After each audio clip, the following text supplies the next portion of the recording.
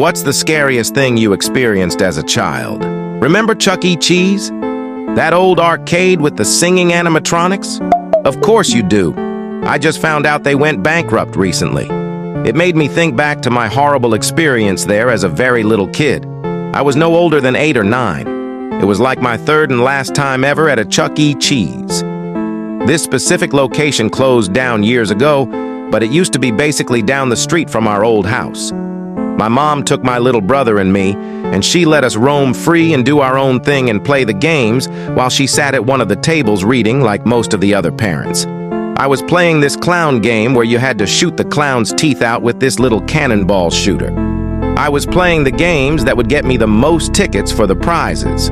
I finished the game again, and the tickets shot out from the ticket slot. That's when I felt a tap on my shoulder. I turned and jumped in my seat. I was greeted with a giant Chuck E. Cheese mascot in my face. He held out his hand for a high five, and naturally I gave him his high five with a smile. He then pointed at the tickets and gave me a thumbs up. I think I just continued laughing and smiling and said, "Yeah?" Then he pointed at the tickets once more and motioned for me to follow him. So I ripped the tickets from the slot and followed the giant mascot. As we walked across the main floor, a couple other kids, around 6, came up to him saying, "Hey, Chuck E." And he gave them both high fives. I kept following him, wondering if he'd tell the other kids to follow, but he didn't. He would turn back every few seconds to make sure I was still following. Finally, we made it across the main floor by the stage towards this back area where he waved me to follow him through this employees-only door. From what I remember about how I was feeling, let's just say a combination of weird and excited. We entered this narrow hallway, and I felt kind of special for being allowed access back here.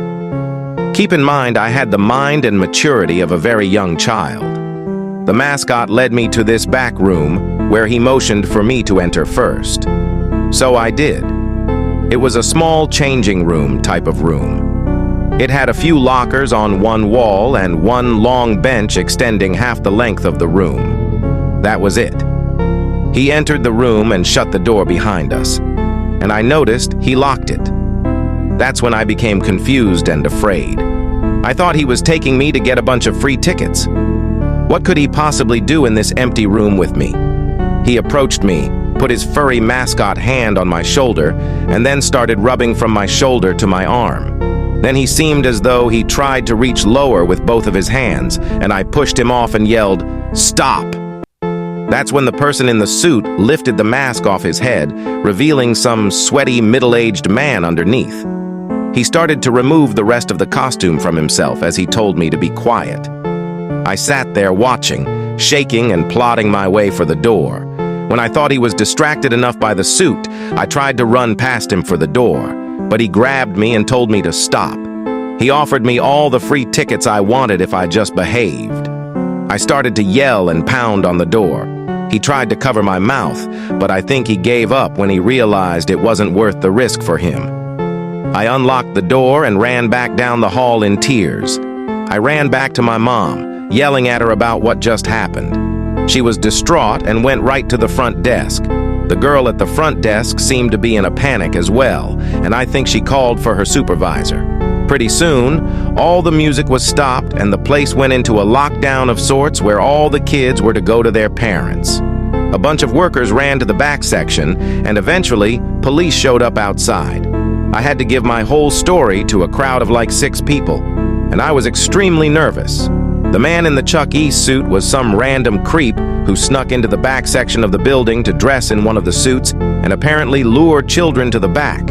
Realizing and looking back at that now as a grown adult is disturbing and disgusting that I was the victim of a predator. I never found out if that monster was caught.